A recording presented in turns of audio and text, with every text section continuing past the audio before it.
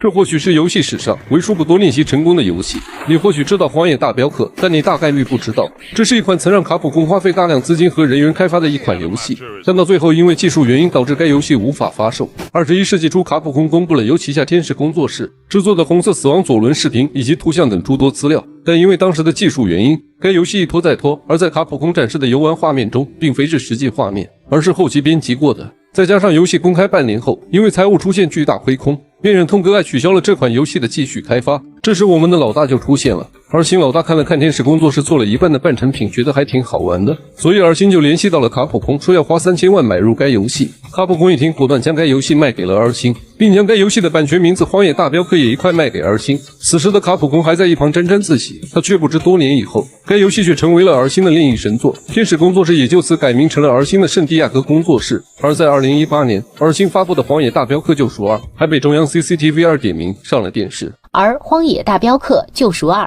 自10月26号发布以来，前3天的全球销售额已经超过了7.25亿美元，使它成为仅次于 GTA 5的神作。红色死亡左轮讲述了一个关于左轮手枪的故事。在19世纪的美国西部，住了一个靠着淘金维持生活的家庭。主角名为莱德，他的爸爸是一名金矿矿工，母亲是一个印第安人。这天，年轻的莱德和他的妈妈迎来了带回好消息的爸爸。爸爸说他和他的兄弟在山洞中找到了一大片金矿，以后他们家要飞黄腾达了，过上好日子了。为了庆祝这一伟大的时刻，父亲就和他的兄弟一起造了一对手枪，名为毒血左轮。当莱德注意到父亲手中的毒血左轮后，他爸就把自己的老枪给了莱德，让莱德到一边去练枪玩。然后小莱德就屁颠屁颠地来到他家附近的小河旁练习枪法。但突然一群强盗突袭了莱德的家。当莱德返回时，看到父母的尸体躺在了血泊中。为了替父母报仇雪恨，莱德就打算与强盗正面硬刚。莱德果断拿起父亲的毒血左轮，射向了强盗的右臂，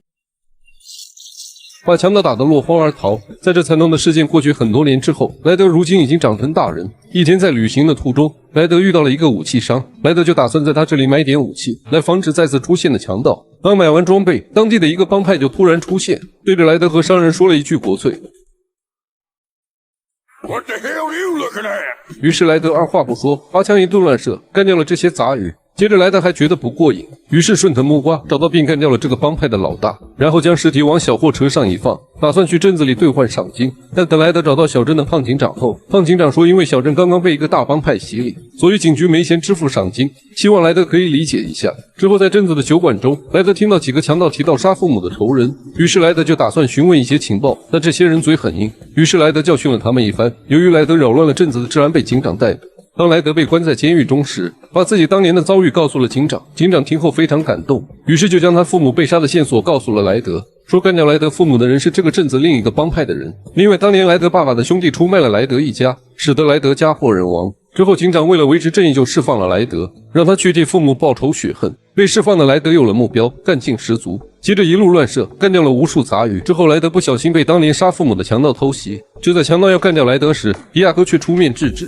然后把莱德送去金矿当了奴隶。当莱德被关进金矿后，在这里认识了黑人大兵，他很欣赏莱德，于是成为莱德的盟友。当莱德被他的印第安表哥救出来后，莱德还意外救下了女牛仔，后来也成为了莱德的盟友。稍作休息后，他们卷土重来，再次朝迪亚哥的基地杀去。莱德终于手刃了当年杀害父母的强盗，但印第安表哥却因伤势过重失去了性命。在送走印第安表哥后，莱德找了一匹骏马，火速的朝迪亚哥的火车冲去。莱德是爆了火车的引擎，把火车给停下来了，然后一枪摸了狡诈的迪亚哥。等回到镇子后，莱德惊讶地发现市长身上竟然拿着和父亲一样的毒血左轮，原来市长就是当年父亲的兄弟，出卖莱德一家的幕后黑手。最后莱德带着盟友闯进了市长的豪宅，他们先是一路乱射，清理了豪宅外的杂鱼，然后冲进豪宅内部，在盟友的帮助下，最后莱德终于在楼顶找到了当年出卖父亲的市长，于是拔枪一顿乱射，干掉了阴险的市长，替惨死的父母报仇雪恨。莱德把市长的尸体抬到了楼下，警长掏出5000美金要奖励莱德，但莱德并没有拿走赏金，